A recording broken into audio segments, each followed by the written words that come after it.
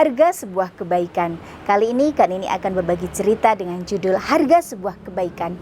Adik-adik yang ada di rumah, di sebuah perkampungan hiduplah seorang pemuda yang sangat baik yang bernama Sa'ad. Hari itu Sa'ad melakukan perjalanan. Di tengah perjalanan dia yang sudah membawa bekal beristirahat di sebuah pohon yang sangat besar.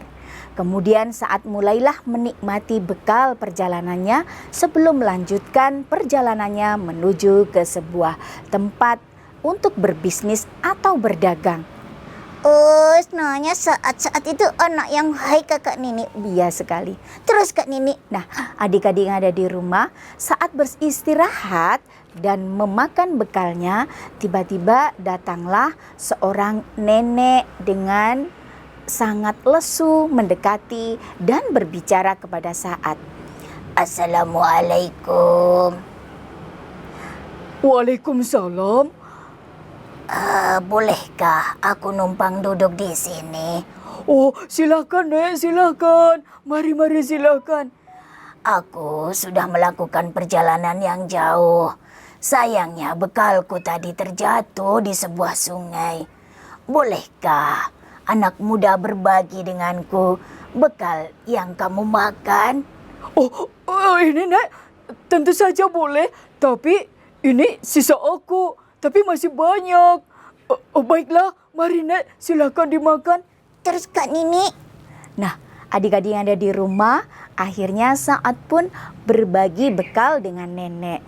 Nenek itu makan dengan lahap, mungkin karena kelelahan dan karena kecapean melakukan perjalanan jauh, apalagi bekalnya terjatuh. Nah, adik-adik yang ada di rumah setelah selesai makan dan kemudian Sa'ad pun masih ingin tetap beristirahat. Nenek pun ternyata pamit kepada Sa'ad. Terima kasih anak muda, aku harus segera kembali. Mudah-mudahan aku sudah kuat. Aku bisa pulang lagi ke rumahku. Sama-sama Nenek, hati-hati Nek. Apakah perlu Sa'ad antar? Tidak perlu. Agak dekat kok rumah nenek dari sini. Baiklah Nek, hati-hati.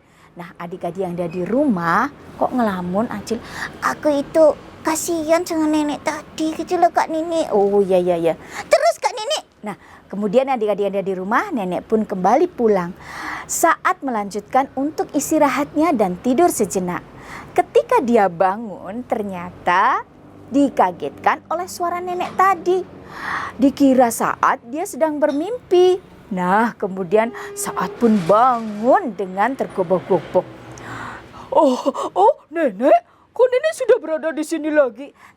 Iya, aku tadi minta diantar sama cucuku naik kuda sehingga aku cepat kembali lagi ke sini. Sebagai balasan kebaikan yang engkau berikan, aku ingin memberikan bekal untukmu dan hadiah untukmu. Bawalah ini.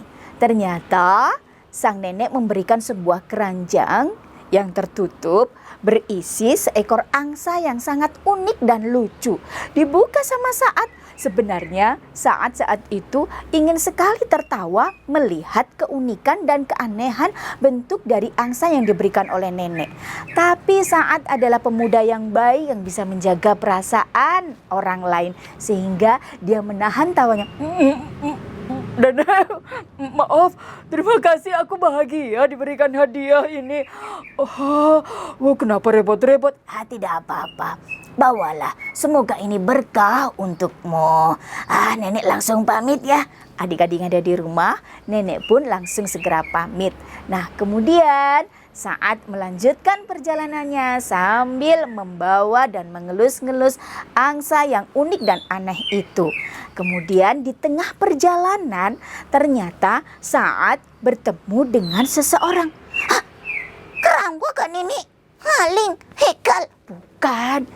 Di tengah perjalanan bertemu dengan seorang saudagar yang sangat kaya bersama dengan seorang putrinya.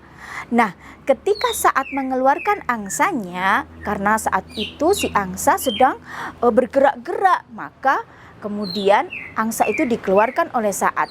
Pada saat itulah sang putri saudagar itu melihat angsa si Sa'ad. Dia tertawa terpingkal-pingkal.